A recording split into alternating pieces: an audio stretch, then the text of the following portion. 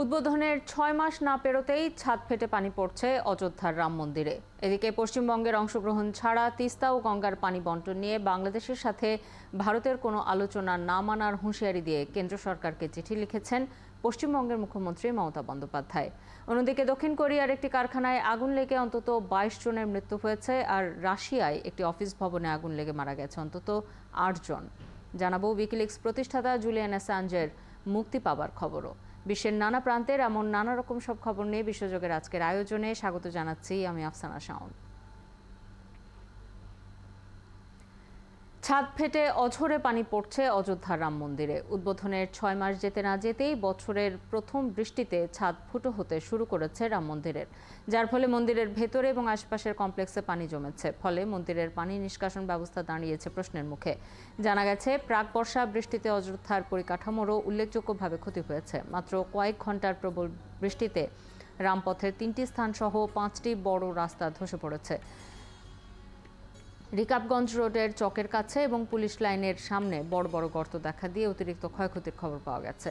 ১৮০০ কোটি টাকা খরচে তৈরি হয় এই রাম মন্দির। এটি তৈরির পেছনে রয়েছেন দেশের বিশাল নামী বিজ্ঞানীরা। সাহায্য নেওয়া হয়েছে ইসরোরও।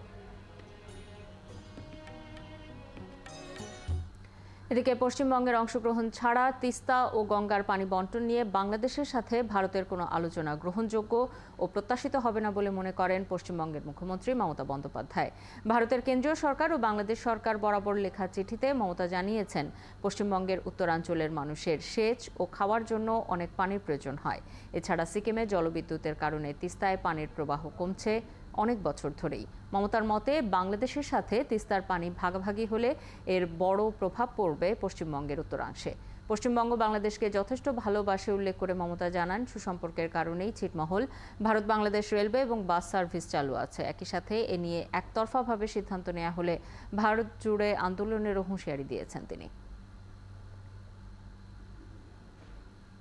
মিয়ানমারের রাখাইন রাজ্যের থানওয়ে বিমানবন্দরের দখল নেয়ার দাবি করেছে বিদ্রোহী গোষ্ঠী আরাকান আর্মি এএ। রবিবার তারা এটি দখলে নেয় বলে নিশ্চিত করেছে। এক প্রতিবেদনে মিয়ানমারের সংবাদ মাধ্যম ইরাবতী জানিয়েছে, পশ্চিম মিয়ানমারের রাখাইন রাজ্যের উপকূলীয় শহরের থানওয়ে বিমানবন্দরটি দখলে নেবার দাবি করেছে আরাকান আর্মি এএ। একই সঙ্গে ১৩২ জন জান্তা সেনা এবং ৪৭ জন পুলিশ ও তাদের পরিবারের সদস্যদের আটক করা হয়েছে। ২০২১ সালে মিয়ানমার সরকারের বিরুদ্ধে সশস্ত্র সংগ্রাম শুরু হওয়ার পর এটাই প্রথম বিমানবন্দর যা একটি সশস্ত্র বিদ্রোহী গোষ্ঠীর দখলে এলো। দক্ষিণ কোরিয়ার একটি লিথিয়াম ব্যাটারি তৈরির কারখানায় আগুন লেগে অন্তত ২২ জনের মৃত্যু হয়েছে। এদের অধিকাংশই চীনা শ্রমিক। এই ঘটনায় আরও কয়েকজন নিখোঁজ রয়েছেন। সোমবার স্থানীয় সময় সকালে রাজধানী সিউলের দক্ষিণে হোয়াংসোয়ে ব্যাটারি প্রস্তুতকারক অ্যারিসেলের কারখানায় আগুন লাগে। দেশটির দমকল কর্মকর্তা কিম চিং ইয়ং জানান, নিহতদের মধ্যে ১৮ জন চীনা শ্রমিক, ২ জন দক্ষিণ কোরিয়ার এবং একজন লাওতিয়ান ছিলেন। অন্য একজনের জাতীয়তা এখনও নিশ্চিত হওয়া যায়নি। অগ্নিকাণ্ডের সময় প্রায় ৬৭ জন কর্মচারী কারখানায় কাজ করছিলেন। নিখোঁজ ব্যক্তিদের সন্ধানের পাশাপাশি ক্ষতিগ্রস্তদের নিরাপত্তা নিশ্চিতে কাজ করছে ওই গুদামের ৩৫,০০০ ইউনিট ব্যাটারি রাখা ছিল, যেখানে ব্যাটারি সেলগুলোতে ধারাবাহিক বিস্ফোরণ ঘটতে থাকার এক পর্যায়ে আগুন ধরে যায়। বিস্ফোরণের কারণ এখনও পরিষ্কার হওয়া যায়নি। রাশিয়ার রাজধানী মস্কোতে একটি অফিস ভবনে ভয়াবহ অগ্নিকাণ্ডে কমপক্ষে ৮ জন নিহত হয়েছেন। এর মধ্যে আগুনে অফিস ভবনের ভেতরে বিভিন্ন জিনিস ধসে পড়ে ৬ জন নিহত হয়েছেন। এছাড়া আগুন লাগার পর ভয়ে আতঙ্কে জানলা থেকে ঝাঁপ দেওয়ার কারণে আরও ২ জন নিহত হন। গভর্নর অ্যান্ড্রে ভেরোবিয়ভ বলেছেন, ৩৪ বছর বয়সী এক ব্যক্তিকে গুরুতর অবস্থায় হাসপাতালে নিয়ে যাওয়া হয়েছে। এখন পর্যন্ত ওই এক ব্যক্তিকেই আগুন থেকে জীবিত উদ্ধার করা সম্ভব হয়েছে। এছাড়া অগ্নিকাণ্ডে আহত ২ দমকল কর্মীকেও চিকিৎসা দেওয়া হচ্ছে। কিভাবে এই অগ্নিকাণ্ডের সূত্রপাত সে বিষয়ে কিছু জানা যায়নি। বিশ্বের বেশিরভাগ দেশের অবস্থান উত্তর গোলার্ধে। সেখানে এখন চলছে গ্রীষ্মকাল, আর বৈশ্বিক উষ্ণতার কারণে অনেক দেশে চলছে টানা তাপপ্রবাহ, ঝরছে প্রাণ, বেড়েছে নানা রোগের প্রকোপ। এ সময়ে কোথায় কেমন তাপপ্রবাহ চলছে তার বিস্তারিত রিপোর্টে।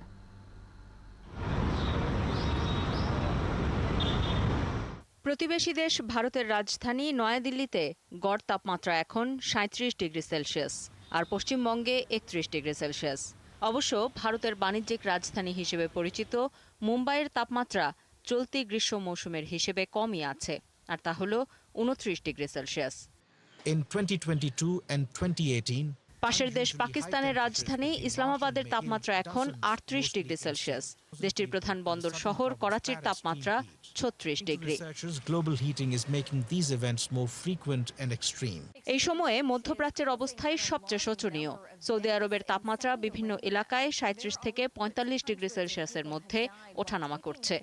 রাজধানী রিয়াদ ও আশপাশের এলাকায় তাপমাত্রা এখন 42 থেকে 45 ডিগ্রির মধ্যে। ফিলিস্তিনের দুই অংশ গাজা ও পশ্চিম তীরের তাপমাত্রা 30 থেকে 32 ডিগ্রির মধ্যে আছে। যুদ্ধবিধ্বস্ত গাজার মানুষের জীবন আরও দুর্বিষহ করে তুলেছে তীব্র এই তাপপ্রবাহ। অনেক উষ্ণ দিন দেখেছে কুয়েত। মধ্যপ্রাচ্যের উপসাগরীয় দেশ কুয়েতের বিভিন্ন অঞ্চলে তাপমাত্রা বইছে 45 ডিগ্রি থেকে 47°C মধ্যে। উপসাগরীয় অঞ্চলের আরেক দেশ সংযুক্ত আরব আমিরাতের রাজধানী আবু ধাবির তাপমাত্রা চলছে 36°C। একই রকম গরম অর্থাৎ 40°C তাপমাত্রা চলছে মিশরের রাজধানী কায়রোতেও। এশিয়ার অন্যান্য দেশে তাপমাত্রা 30°C মধ্যে থাকলেও মরুভূমির গরম পড়েছে যুক্তরাষ্ট্রে। তীব্র তাপপ্রবাহে পুড়ছে ইউরোপের বিভিন্ন দেশও। বিজ্ঞানীরা বলছেন বৈশ্বিক উষ্ণায়নের প্রভাবেই অসহনীয় গরম ভোগ করছেন সারা বিশ্বের মানুষ। আর 2050 সালের মধ্যে ঘরের বাইরে কাজ করাই অসম্ভব হবে বলেও ভবিষ্যৎবাণী করেছেন তারা। আফসানা শাওন, ৭১। গাজা ইসরায়েলি সেনাবাহিনীর চলমান হামলায় 24 ঘন্টায় অন্তত 28 জন নিহত হয়েছে এবং আহত হয়েছে আর অন্তত 66 ফিলিস্তিনি। হতাহতদের বেশিরভাগই নারী ও শিশু। গত বছরের 7 অক্টোবর থেকে ইসরায়েলি আগ্রাসনে মোট নিহতের সংখ্যা 37,626 জনে পৌঁছেছে। এদিকে খাদ্য, বিশুদ্ধ পানি এবং ওষুধের তীব্র সংকটের মধ্যে গাজার সবাই এখন খাদ্য নিরাপত্তাহীন অবস্থার মধ্যে রয়েছেন। আরও জানাচ্ছেন সৃষ্টি ঘটক।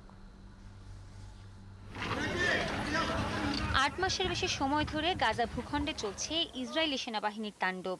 সোমবারও গাজার উত্তর, দক্ষিণ ও মধ্যাঞ্চলে রাতভর হামলা চলে। এদিন একটি স্কুল, শরণার্থী শিবির ও বেসামরিকদের আবাসিক ভবন লক্ষ্য করে হামলা চালায় ইসরায়েলি বাহিনী। গাজায় ইসরায়েলের ধ্বংসযজ্ঞ শুরুর পর থেকেই সেখানকার মানুষজন চরম ক্ষুধা তৃষ্ণা নিয়ে দিন কাটাচ্ছে। সেখানকার চিকিৎসকরা জানিয়েছেন গাজার হাজার হাজার শিশু চরম অপুষ্টিতে ভুগছে। জাতিসংঘের ত্রাণ বিষয়ক একটি সংস্থা জানিয়েছে হামাস ইসরায়েলের সংঘাত শুরুর আগে গাজায় 0.8% শিশু অপুষ্টির শিকার ছিল, কিন্তু এখন সে হার 7%। সোমবার গাজায় যুদ্ধ ও লেবানন সীমান্তে হিজবুল্লাহর সাথে চলমান সংঘাত নিয়ে আলোচনা করতে যুক্তরাষ্ট্রের ওয়াশিংটনে পৌঁছেছেন ইসরায়েলের প্রতিরক্ষামন্ত্রী ইয়োভ গ্যালান্ট। তিনি জানান গাজায় যুদ্ধ পরবর্তী পরিকল্পনা নিয়ে মার্কিন পররাষ্ট্রমন্ত্রী অ্যান্টনি ব্লিংকেনের সঙ্গে আলোচনা করবেন তিনি। গাজায় জিম্মিদের সবাইকে মুক্ত করে ঘরে ফেরানোর প্রতিজ্ঞায় ইসরায়েলের সেনাবাহিনী অটল। তাদেরকে মুক্ত করতে যা কিছু করা প্রয়োজন আমরা তা করব। একই সঙ্গে হামাসকে নির্মূল না করা পর্যন্ত আমাদের লড়াই থামবে না। যুদ্ধ পরবর্তী গাজার ভবিষ্যৎ পরিকল্পনা নিয়েও মার্কিন পররাষ্ট্রমন্ত্রীর সঙ্গে আজ আলোচনা হবে। এদিকে ইসরায়েল গাজা ইস্যুতে জাতিসংঘের প্রধান অ্যান্টনিও গুতেরেসের বিরুদ্ধে ভুল তথ্য ছড়াচ্ছে বলে অভিযোগ তুলেছেন গুতেরেস। বিভিন্ন মাধ্যম থেকে আমি একাধিকবার শুনেছি যে আমি হামাসের বিরুদ্ধে কোনো কথা বলিনি, হামাসের হামলার নিন্দা জানাইনি, বরং হামাসকে সমর্থন করেছি। কিন্তু তা সঠিক নয়। 7 অক্টোবর থেকে আমি 102 বার হামাসের নিন্দা জানিয়েছি। এর মধ্যে 51 বার আনুষ্ঠানিক বিবৃতিতে হামাসের হামলার ঘটনায় নিন্দা জানিয়েছি আমি। এ সময় গুতেরেস বলেন, সবশেষে সত্যিরই জয় হয়। সৃষ্টি ঘটক, ৭১। ইউক্রেনের সেনাবাহিনীর একজন উচ্চপদস্থ কমান্ডারকে বরখাস্ত করেছেন দেশটির প্রেসিডেন্ট ভলোদিমির জেলেনস্কি। অযোগ্যতা এবং ক্ষমতার অপব্যবহারের অভিযোগে তাকে বরখাস্ত করা হয়েছে। অভিযুক্ত ওই সেনা কর্মকর্তা ইউক্রেনের বিপর্যস্ত পূর্বাঞ্চলে দেশটির সেনাবাহিনীর নেতৃত্ব দিচ্ছিলেন।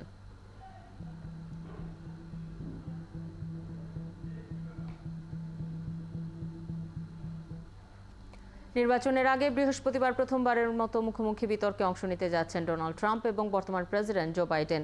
এর আগে এক জনমত জরিপে দেখা গেছে রিপাবলিকান প্রার্থী ডোনাল্ড ট্রাম্প 22 পয়েন্টে এগিয়ে আছেন। গত 5 থেকে 21 জুন করা অ্যাক্টিভোট জনমত জরিপে দেখা গেছে 2029 জন সম্ভাব্য স্বতন্ত্র ভোটার অংশ নিয়েছিলেন। সেই জরিপে ট্রাম্প 61% ভোট পেয়েছেন, যেখানে বাইডেন পেয়েছেন 39% ভোট। কয়েক বছরের আইনি লড়াই শেষে ব্রিটিশ কারাগার থেকে মুক্তি পেয়েছেন উইকিলিক্স প্রতিষ্ঠাতা জুলিয়ান অ্যাসাঞ্জ।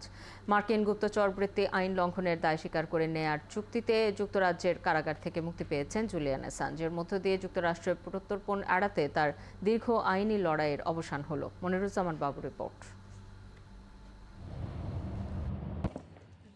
গত 5 বছর ধরে ব্রিটেনের কারাগারে বন্দী থেকে যুক্তরাষ্ট্রে প্রত্যর্পণের বিরুদ্ধে আইনি লড়াই চালিয়ে আসছিলেন উইকিলিক্সের প্রতিষ্ঠাতা জুলিয়ান অ্যাসাঞ্জ। যুক্তরাষ্ট্রের সঙ্গে আপোষ রফায় পৌঁছানোর পর তিনি মুক্ত হয়ে যুক্তরাজ্য ছেড়েছেন বলে জানিয়েছে উইকিলিক্স। মঙ্গলবার সামাজিক যোগাযোগ মাধ্যম এক্সে পোস্ট করা এক বিবৃতিতে উইকিলিক্স জানিয়েছে জুলিয়ান অ্যাসাঞ্জ মুক্ত। তিনি বালমার্স কারাগার থেকে ছাড়া পেয়েছেন। 1901 দিন তিনি এই কারাগারে বন্দী ছিলেন। জুলিয়ানের কারাবাস এবং নিপীড়ন নিয়ে সারা বিশ্বের সকল স্তর থেকে আমরা সমর্থন পেয়েছি। সত্য এবং ন্যায় বিচারে আমাদের এখনো আপনাদের সাহায্যের প্রয়োজন।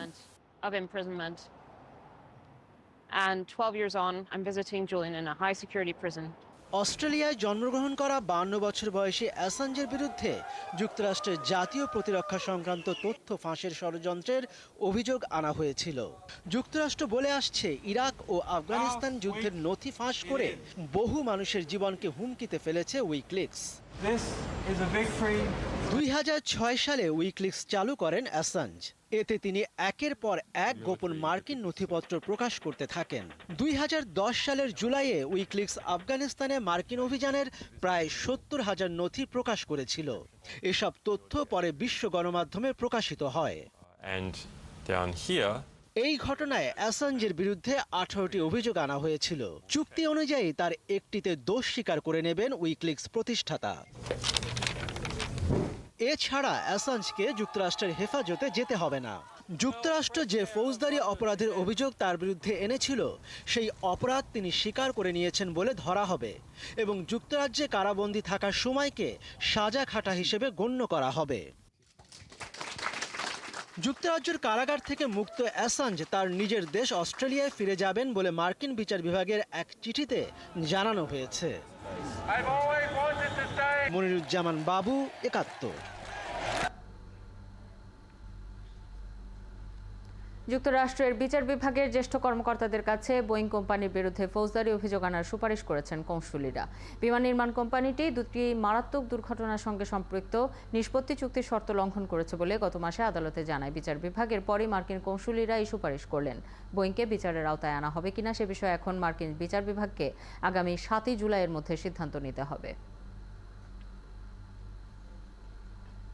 খিঁচুনি নিয়ন্ত্রণে বিশ্বে প্রথমবারের মতো একজন গুরুতর মৃগী রোগীর মাথায় বিশেষ একটি যন্ত্র বসানো হয়েছে। এর মাধ্যমে খিঁচুনি অনেকটাই নিয়ন্ত্রণে আনা সম্ভব বলে দাবি করেছেন সংশ্লিষ্টরা।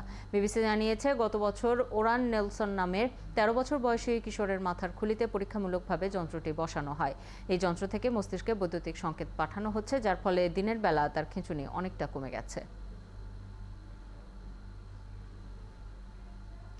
বিদেশ থেকে ব্যবহৃত দুটি মোবাইল ফোনের বেশি আনার ক্ষেত্রে বাড়তি শুল্ক প্রত্যাহারের দাবি জানিয়েছে কুয়েত প্রবাসীরা। তারা বলছেন, মধ্যপ্রাচ্যের সাধারণ প্রবাসীরা 2 থেকে 4 বছর পর দেশে ছুটিতে আসেন। এ সময় পরিবার ও প্রিয়জনদের আবদার রাখতেই 4 থেকে 5টি মোবাইল আনেন তারা। তবে এবারের বাজেটে প্রবাসীদের ব্যাগেজ রুলসে পরিবর্তন আনা হয়েছে। কুয়েত প্রতিনিধি সাদেক রিপনের তথ্য ছবিতে প্রতিবেদন। কুয়েত সহ মধ্যপ্রাচ্যের বেশিরভাগ দেশেই সাধারণ শ্রমিকরা স্বল্প মজুরিতে কাজ করেন। অনেক প্রতিষ্ঠানই দেশে যাতায়াতের টিকিট দেয় না। এতে করে নিজের টাকায় টিকিট কাটতে বাধ্য হন প্রবাসীরা। ফলে ছুটিতে থাকাকালীন দেশে পরিবারের খরচ সামলাতেও চাপে থাকেন তারা। এসবের মাঝে পরিবারের চাহিদা ও খুশি মেটাতে মোবাইল সহ বিদেশি পণ্যের দাবিও মিটিয়ে থাকেন প্রবাসীরা। তবে এখন থেকে একজন প্রবাসী ব্যবহৃত সর্বোচ্চ 2টি মোবাইল ফোন সাথে আনতে পারবেন। এর বাইরে অতিরিক্ত প্রতিটি মোবাইলের জন্য গুনতে হবে বাড়তি শুল্ক। এবারের বাজেটে প্রস্তাবিত এই শুল্ক প্রত্যাহারের দাবি জানিয়েছেন কুয়েত প্রবাসীরা। হয়তো পরিবারের জন্য একের অধিক মোবাইল নেই আমরা দেশে, তা আমি চাচ্ছি যে সরকারকে এই ট্যাক্সটা উঠিয়ে দেওয়া, 3-4-5টা মোবাইল নেওয়ার সুযোগ দেওয়া হোক। 4টা মোবাইল নেব সেটার উপর তারা আজকে ট্যাক্স তারা যেভাবে আরোপ করতেছে, সেজন্য আমরা প্রবাসীরা আমরা এটার জোর প্রতিবাদ জানাচ্ছি। মোবাইল আমরা 3-4টা মোবাইল নিতে পারি আমাদের প্রিয়জনের জন্য, কারণ আমরা এখানে কর্ম করি, কষ্ট করি আমাদের প্রিয়জনের জন্য। প্রবাসীরা বলছেন শ্রীলঙ্কা, নেপাল, মিশরে কার্গো ব্যবস্থা সহজ এবং নামমাত্র খরচে পাঠাতে পারেন পরিবারের নিত্য প্রয়োজনীয় জিনিস। অথচ বাংলাদেশে প্রতি কেজিতে চার্জ লাগে 1.5 দিনার, অর্থাৎ বাংলাদেশি মুদ্রায় 570 টাকা। অনেক সময় কোনো কারণ ছাড়াই বন্ধ হয়ে যায় এই কার্গো সেবাও। আমাদের মোবাইল ট্যাক্স এগুলো উঠাই দেওয়া হোক এবং ইন্টারনেট, মোবাইল যা বিল আছে এইগুলি কর্তন করা হোক। আমরা আমাদের আরও রিডিউস করে বাজার কোনোভাবে বিবেচনা করুন। বিদেশ থেকে মোবাইল নেওয়ার জন্য টেলিফোনে বলে, এখন একটা মোবাইল নিলে তো আমাদের এটা নিজের ব্যবহারের জন্য হবে না, কারণ আত্মীয় স্বজন সবাই বিদেশি মোবাইলের জন্য আগ্রহ। আবার অজানা কারণে বাংলাদেশের পোর্টে প্রবাসীদের মালামাল আটকে থাকে মাসের পর মাস। এসব কারণে কার্গোতে মালামাল পাঠাতে চান না প্রবাসীরা। এতে করে ক্ষতিগ্রস্ত হচ্ছে কার্গো ব্যবসার সাথে জড়িত ব্যবসায়ীরা। এসব সংকট সমাধানে সরকারের পদক্ষেপের দাবি জানিয়েছেন কুয়েত প্রবাসীরা। মাহফুজুর রহমান, ৭১।